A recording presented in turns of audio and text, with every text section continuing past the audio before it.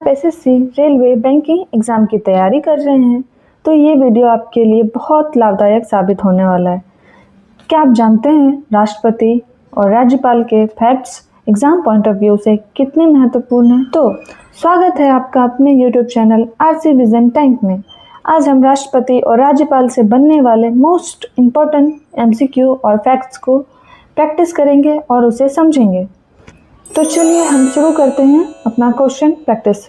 हमारा पहला क्वेश्चन है, भारत में राष्ट्रपति का पद किस अनुच्छेद के अंतर्गत आता है? तो ये पद अनुच्छेद 52 के अंतर्गत आता है। अब हम अगले फैक्ट्स देख रहे हैं जिसमें बताया गया है कि राष्ट्रपति भारत का संवैधानिक प्रमुख होता है, लेकिन जो वास्तविक प्रमुख होता है वो प्रधानमंत्री होता है। राष्ट्रपति संघ की कार्यपालिका का अध्यक्ष होगा और तीनों सेनाओं का सेनापति होगा। ये अनुच्छेद 53 में बताया गया है।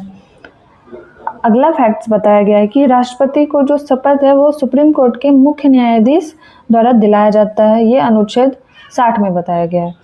अब हमारा अगला क्वेश्चन देखते हैं जो कि है, राष्ट्रपति को पद की शपथ कौन दिलाता है यदि मुख्य न्यायाधीश उपलब्ध ना हो? हमने अभी पढ़ा कि मुख्य न्यायाधीश राष्ट्रपति को शपथ दिलाते हैं, उपलब्ध नहीं हो तभी सुप्रीम कोर्ट के वरिष्ठ न्यायाधीश इन्हें शपथ दिलाएंगे।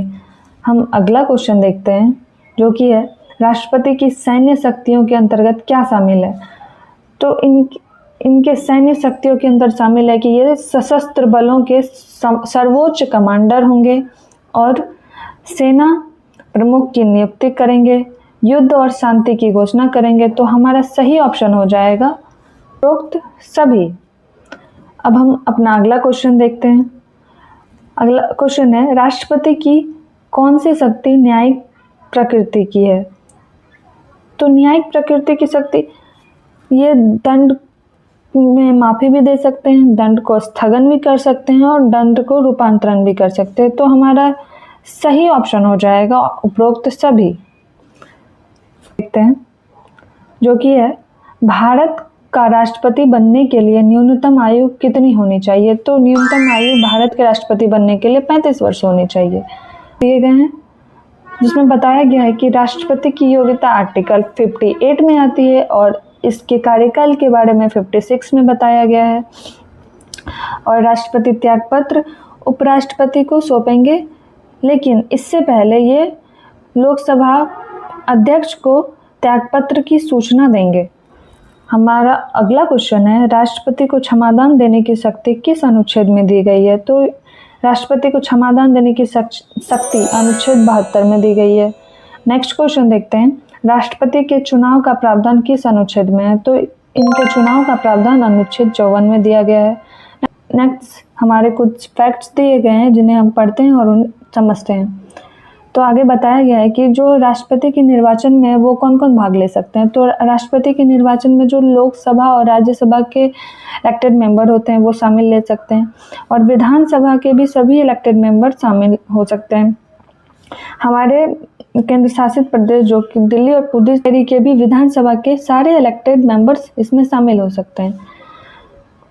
और राष्ट्रपति के निर्वाचन के लिए जिस प्रणाली का करते हैं वो हम आयरलैंड से लिए हैं और इस प्रणाली को अनुच्छेद 55 में रखा गया है। हमारा नेक्स्ट क्वेश्चन है, राष्ट्रपति के विरुद्ध महाभियोग की प्रक्रिया कहाँ से शुरू होती है? तो राष्ट्रपति के विरुद्ध महाभियोग की प्रक्रिया हम संसद के किसी भी सदन से शुरू कर सकते हैं।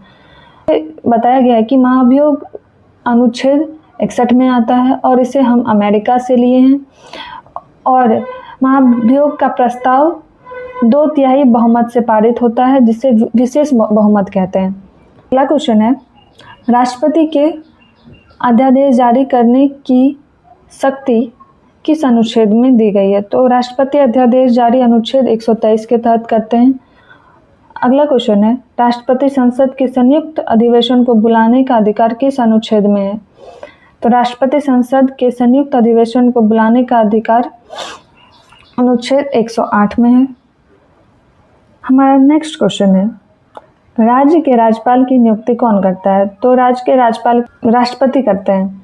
आगे कुछ फैक्ट्स दिए गए हैं जिन्हें हम पढ़ते और समझते हैं। तो वहाँ बताया गया है कि राज्यपाल का कार्यकाल सामान्यतः राष्ट्रपति के प्रसाद पर्यंत होता है और यह अनुच्छेद 156 में बताया गया है।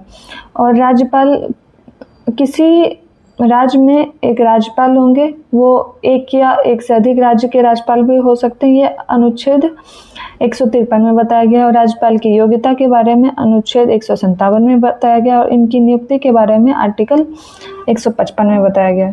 तो हम अपना अगला क्वेश्चन देखते हैं, जो कि है राज्य के मुख्यमंत्री की नियुक्ति कौन करता है। तो राज्य के मुख्यमंत्री की नियुक्ति राज्यपाल करता है।